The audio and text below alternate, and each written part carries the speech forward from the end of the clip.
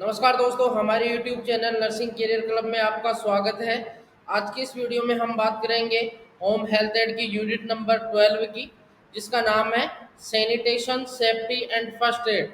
Video शुरू करने से पहले यदि आप हमारे चैनल पर नए हैं तो आप हमारे चैनल को सब्सक्राइब करें, बेल आइकन को प्रेस करें ताकि आप हमारे अगले वीडियो के लिए अपडेट रहे। तो चलो शुरू करते हैं हमारा आज का वीडियो। पहला है इंट्रोडक्शन कि कैसे एक होम हेल्थ एड होने के नाते उसके क्या क्या रोल हैं, सैनिटेशन में, सेफ्टी में और फर्स्ट एड में उसके क्या क्या रोल होते हैं।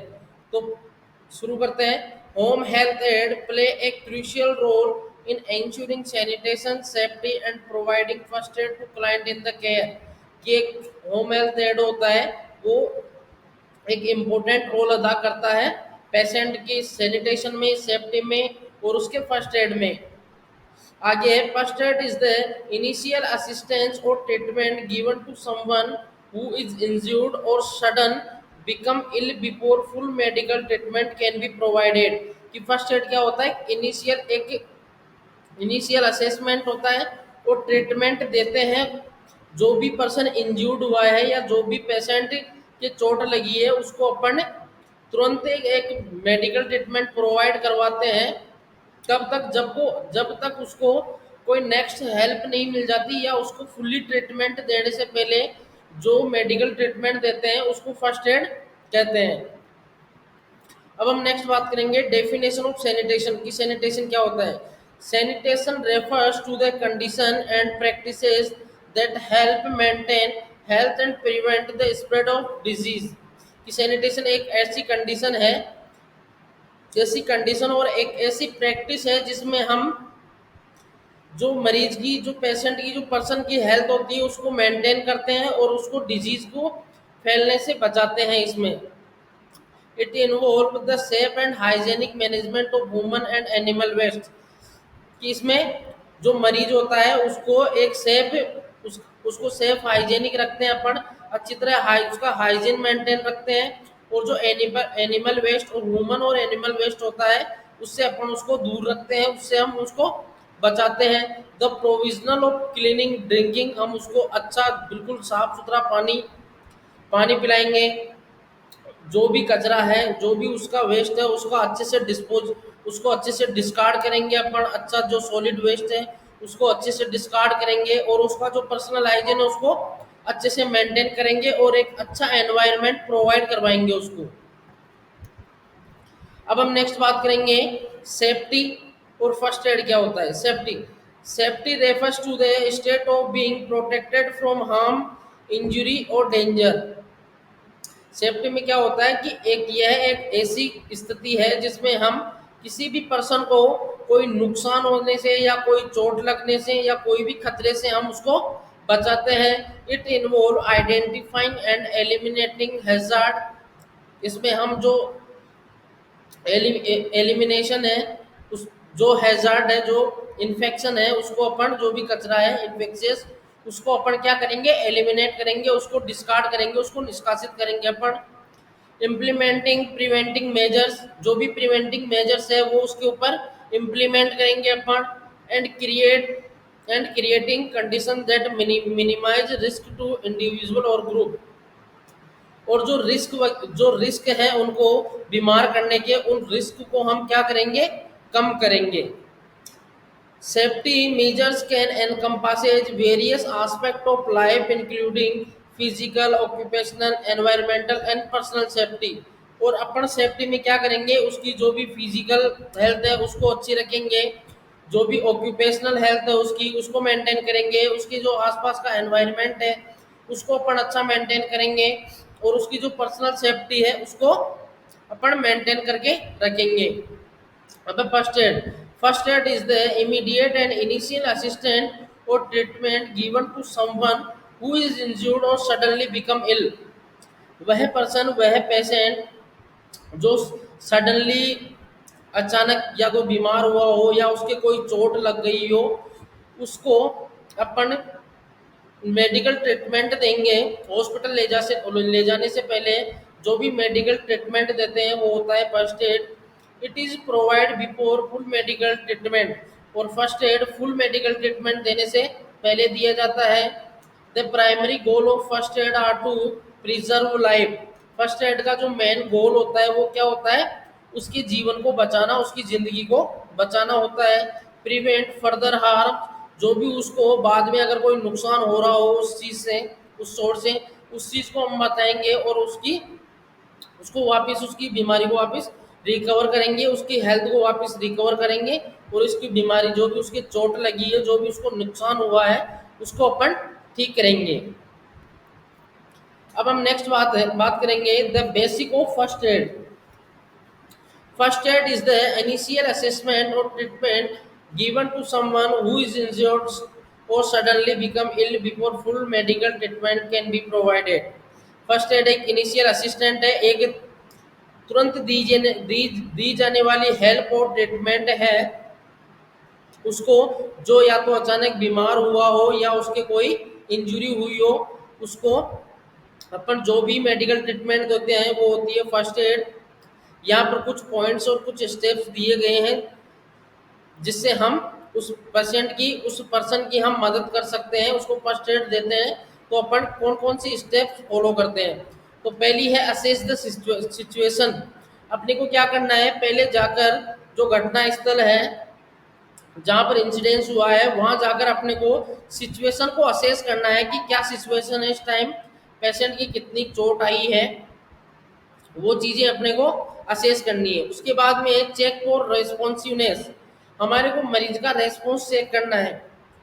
यदि उसकी ज़्यादा चोट लगी होगी तो वो उसी प्रकार से रेस्पॉन्स देगा, और अगर कम लगी है तो उस हिसाब से रेस्पॉन्स देगा। तो अपने को उसका रेस्पॉन्स चेक करना है। उसके बाद में है कॉल फॉर हेल्प, अपने को हेल्प के लिए किसी को बुलाना है, एम्बुलेंस को फ़ोन करना है, अपने को हॉस्पिटल में फ़ोन करना है, या पेशेंट के घर वाले को, जिसको भी फ़ोन करना है अपने को हेल्प के लिए, हम हेल्प के लिए उसको फ़ोन करेंगे। फिर है ABC and O first aid. जो एबीसी का नियम है, एयरवे, ब्रीदिंग और सर्कुलेशन, हम उसका एयरवे चेक करेंगे, उसको ब्रीदिंग देंगे और उसका सर्कुलेशन चेक करेंगे।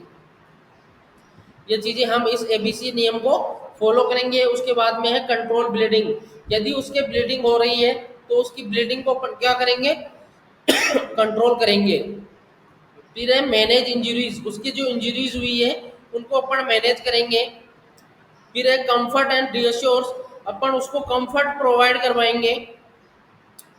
फिर है मॉनिटर वाइटल साइन, हम उसके वाइटल साइन चेक करेंगे, उसकी बीपी चेक करेंगे, उसकी पल्स चेक करेंगे, उसका रेस्पिरेशन चेक करेंगे, उसका SpO2 चेक करेंगे।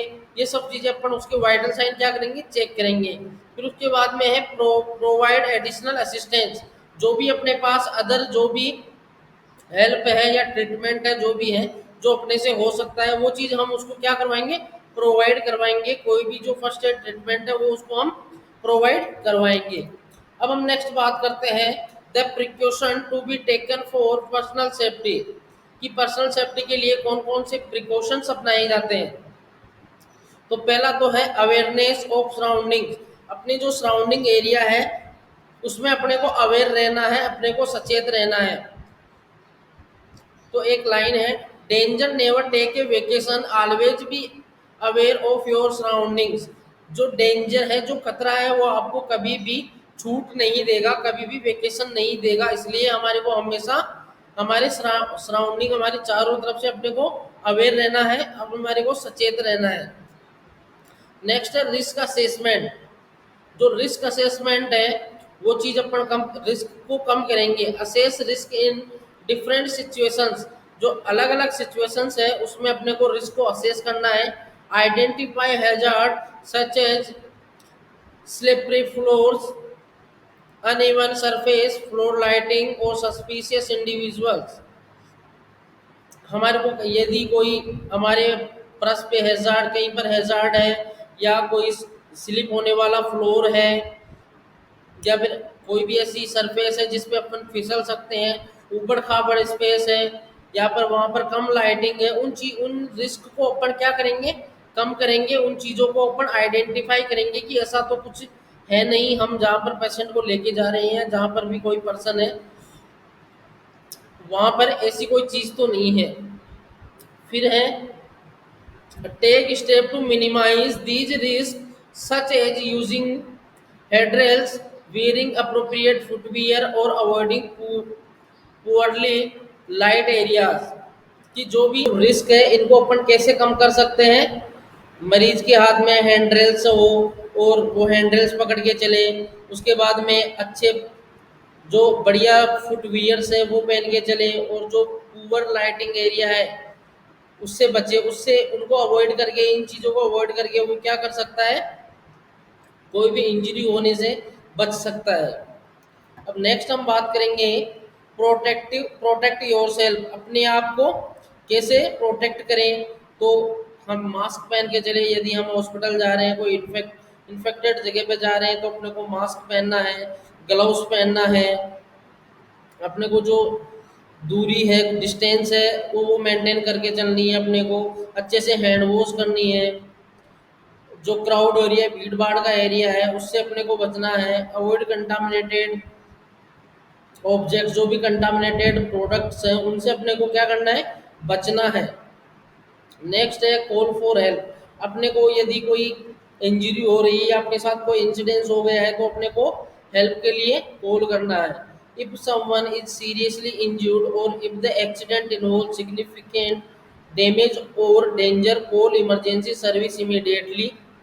911 और लोकल इमरजेंसी नंबर्स पर अपने को कॉल करना है। Provide clear and concise information about the location and nature of the accident, तो यदि कोई पेशेंट है या कोई पर्सन है वो सीरियसली बड़ी बहुत ही खतरनाक कंडीशन में अगर उसको वो इंजर्ड हुआ है, उसका एक्सीडेंट हो गया है, तो अपने को क्या करना है, जो इमरजेंसी नंबर है या तो वहाँ के लोकल इमरजेंसी नंबर होते हैं या 911 पर अपन कॉल कर सकते हैं और उनको इन्फॉर्मेशन देंगे पूरी, जहाँ पर अगर एक्सीडेंट हुआ है तो वहाँ की लोकेशन शेयर करेंगे, टाइमिंग वगैरह, वहाँ की जो भी करंट सिचुएशन है वो अपन उनको बताएंगे। अब हम नेक्स्ट बात करेंगे कम्युनिकेट क्लियरली, अपने को जो भी मेडिकल टीम आएगी उनके साथ अच्छे से कम्युनिकेट करना है, जो भी बात है, जैसी भी सिचुएशन है वो उनको अपने को बतानी है, क्लियरली अपने को उनको सिचुएशन बतानी है। नेक्स्ट है do not move injured person, moving someone who is injured can worsen their condition especially if they have a spinal injury, यदि कोई मरीज है या कोई पर्सन है जिसके इंजरी हो गई है तो उसको अपने को ज़्यादा मूव नहीं करना है, स्पेशली यदि उसके रीढ़ की हड्डी में चोट लगी है तो अपने को उसको ज़्यादा मूव नहीं करना है। Only move them if they are in immediate danger, हमारे को कब करना है मूव उसको, जब उसको कोई डेंजर सिचुएशन हो या उसको कहीं पर दूसरी जगह शिफ्ट करना हो, तब अपने को उसको मूव करना है। अब हम नेक्स्ट बात करेंगे असिस्ट विथ फर्स्ट एड, अपने को उसको फर्स्ट एड प्रोवाइड करवानी है, जो भी अपने पास अवेलेबल है वो फर्स्ट एड हम उसको क्या करवाएंगे, प्रोवाइड करवानी है उसको। नेक्स्ट है stay calm and reassure other, remaining calm can help maintain control of the situation and reassure those involved or affected by the accident. Offer comfort and support while waiting for a professional help to arrive, कि हमारे को क्या करना है, उस injured person को या मरीज को अपने को क्या करना है, शांत रखना है, उसको सांत्वना देनी है और उस वहाँ जो सिचुएशन बनी हुई है उसको कंट्रोल करना है, और उसको जब हमारे को उसको कंफर्ट फील करवाना है और सपोर्ट देते रहना है जब तक हमारे पास कोई नेक्स्ट हेल्प नहीं पहुंच जाती, अदर हेल्प नहीं पहुंच जाती, तब तक हमारे को मरीज को क्या रखना है, शांत रखना है और उसको सपोर्ट देते रहना है और उसको उसको कंफर्ट प्रोवाइड करवाते रहना है। अब हम नेक्स्ट बात करेंगे the process of basic life support and when required, जो बेसिक लाइफ सपोर्ट होता है BLS, वो उसकी प्रोसेस क्या है और कब रिक्वायर होता है। तो basic life support is a critical emergency procedure used to support and maintain the life of someone who is in cardiac arrest और एक्सपीरियंसिंग रेस्पिरेटरी फेल्योर, वह मरीज जिसके कार्डियक अरेस्ट आ गया हो या उसका रेस्पिरेटरी सिस्टम फेल्यूर हो गया हो, तो वो उसको अपन एक प्रोसीजर करते हैं CPR। बेसिक लाइफ सपोर्ट का दूसरा नाम है CPR। ये एक इमरजेंसी प्रोसीजर होता है, इसमें हम असेस द सिचुएशन, इसमें पहला है अपने को, हमारे पास हमने कोई मरीज को देखा कि उसकी कार्डियक अरेस्ट या उसका रेस्पिरेटरी सिस्टम फेल हो गया है, तो अपने को पहले क्या करना है, असेस द सिचुएशन, वहाँ की जो सिचुएशन है उसको अपने को असेस करना है। Before approaching the accident scene ensure it is safe for you to do so, look out for any ongoing hazard such as traffic, fire or structure instability, कि अपने को वहाँ पर जो एक्सीडेंट लोकेशन है वहाँ पर पहुँचने से पहले अपने को वहाँ के आसपास का जो जो सराउंडिंग एरिया है उसको अपने को असेस कर लेना है कि इन यहाँ पर जो जो सिचुएशन है या जो सराउंडिंग एरियाज है वहाँ पर अपने को कोई नुकसान तो नहीं है, वो चीज़ अपने को पहले असेस करनी है। उसके बाद में चेक रेस्पॉन्स, अपने को रेस्पॉन्स चेक करना है। Gently tap the person and should loudly are you okay, look for any response such as movement, sound और ब्रीथ, अपने को उसको कंधों पे थपथपाना है या उसको हिला के अपने को पूछना है आर यू ओके, आप सही हो यदि, और हमारे को उनका रेस्पॉन्स देखना है कि वो कुछ बोल रहे हैं या कुछ मूवमेंट कर रहे हैं या ब्रीथ कर रहे हैं, उस चीज़ को अपने को देखना है कि उसका क्या रेस्पॉन्स रहा। हमने उनसे पूछा कि आर यू ओके, आप ठीक हो, तो उनका क्या रेस्पॉन्स आया, वो चीज़ अपने को देखनी है। अगर वो फिर है active emergency response, if the person is unresponsive and not breathe normally or not breathing at all, immediately active emergency medical service or ask someone nearby to call 911 or local emergency number। यदि उनका कोई response नहीं है, यदि मरीज का कोई response नहीं है और ना ही उसकी कोई ब्रीथ आ रही है, बिल्कुल एबनॉर्मल ब्रीथ आ रही है, तो अपन क्या करेंगे, जो इमरजेंसी मेडिकल सर्विस है उनको अपन फोन करेंगे और किसी को बोल देंगे कि आप जो इमरजेंसी नंबर है 911 पर कॉल कर दीजिए। ठीक है, उसके बाद में अपन क्या करेंगे, ओपन द एयरवे, उसका जो एयरवे है इसको अपन खोल के देखेंगे। Carefully tilt the person head back and lift the chin to open the airway, जो उसका जो हेड है उसको अपन पीछे की तरफ करेंगे और जो उसकी ठोड़ी है इसको आगे की तरफ करके हम उसका उसका मुंह को, उसका जो एयरवे है उसको अपन चेक करेंगे, उसका मुंह खोल के अपन उसके एयरवे को चेक करेंगे कि मुंह में कुछ फंसा हुआ तो नहीं है या एक्सीडेंट होने की वजह से दांत वगैरह टूट के वो कहीं फंस तो नहीं गए हैं, वो चीज़ अपने को चेक करनी है। Look listen and feel the breathing for up to 10 second, if the person is not breathing normally proceed to the next step, अपने को देखना है और सुनना है और फील करना है उसकी ब्रीदिंग को, अपनी ब्रीदिंग उसकी ब्रीदिंग को सुनना है, देखना है और उसकी ब्रीदिंग को 10 सेकंड तक अपने को फील करना है कि मरीज अच्छे से सांस ले रहा है कि नहीं ले रहा है। यदि नहीं ले रहा है तो अपन नेक्स्ट कदम उठाएंगे। उसके बाद में check for sign of circulation, उसकी बॉडी के जो सर्कुलेशन है उसके साइन चेक करेंगे। Check the sign of circulation such as pulse, अपन उसकी पल्स चेक करेंगे कि पल्स अच्छे से चल रही है कि नहीं चल रही है।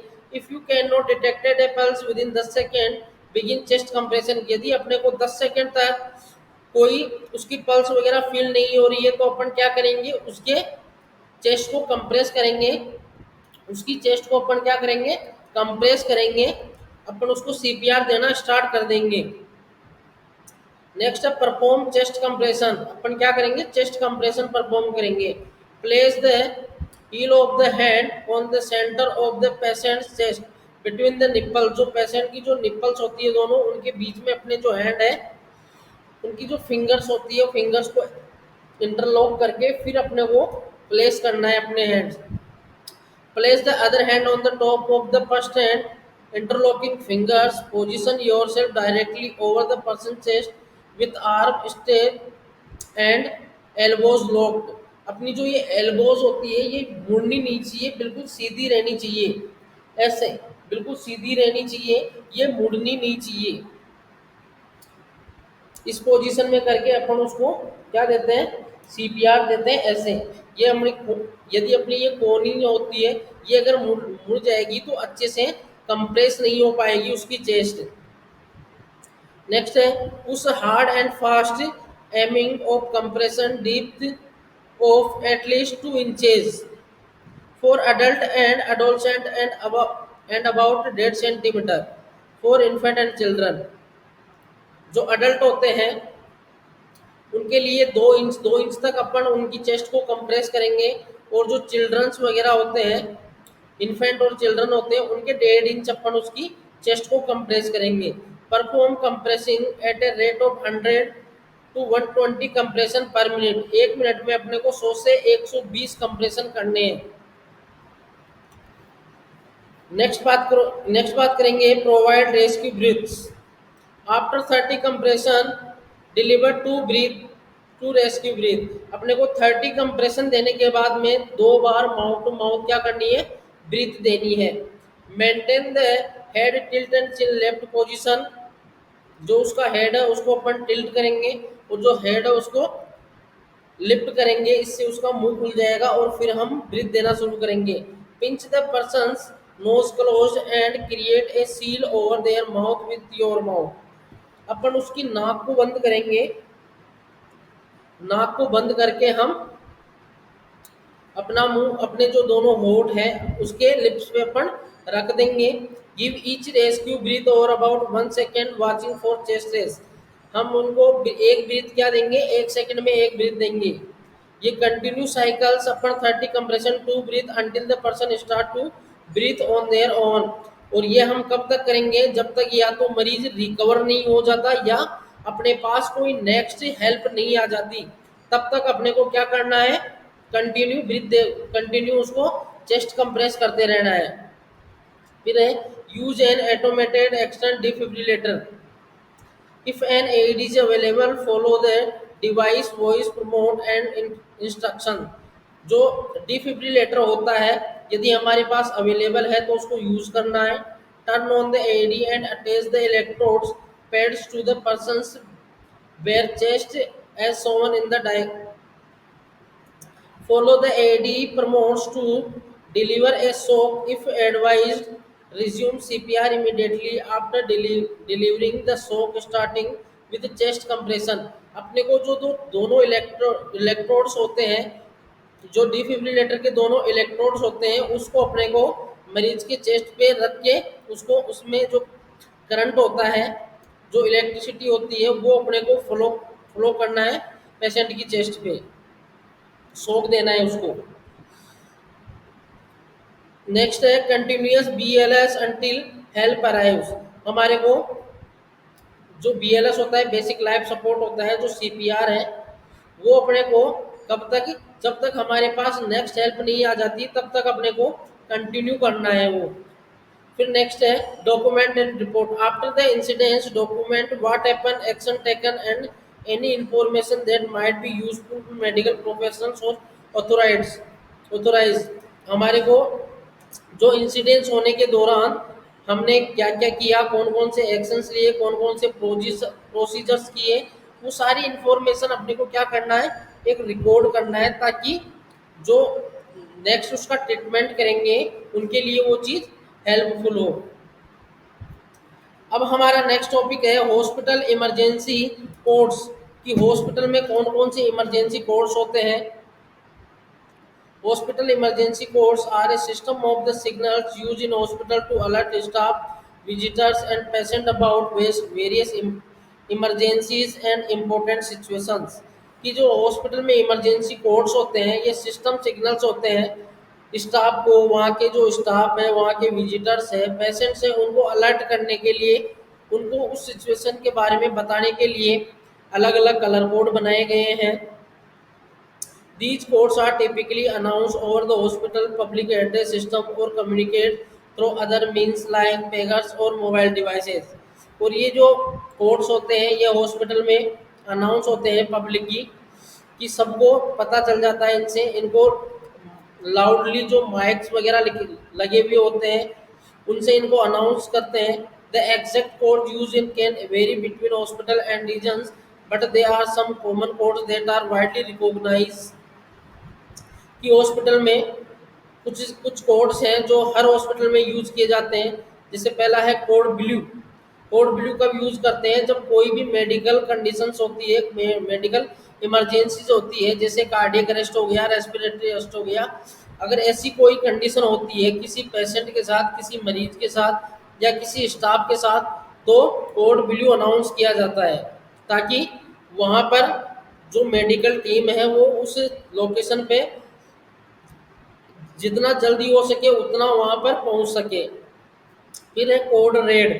कोड रेड कब काम में लेते हैं? जब कहीं पर आग लग जाती है, कहीं पर आग लग जाती है तब यूज करते हैं, ताकि जो भी टीम है, आग बुझाने वाली जो टीम है, वो उस लोकेशन पे जल्द से जल्द पहुंच सके।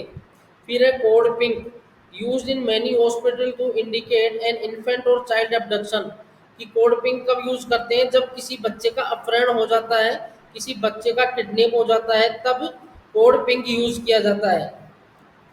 नेक्स्ट है code grey, typically use to indicate a combative person, often a patient और visitor who pose a threat and require assistant from security personnels. ये कोड कब यूज किया जाता है? जब कोई पेशेंट या विजिटर के बीच में कोई झगड़ा हो गया हो, या कोई डॉक्टर्स के साथ झगड़ा हो गया हो, तब ये कोड यूज किया जाता है वहाँ की सिक्योरिटी के लिए। फिर है code yellow, often used to indicate a situation requiring additional staff such as a mass casualty incidents or a sudden influx or patient।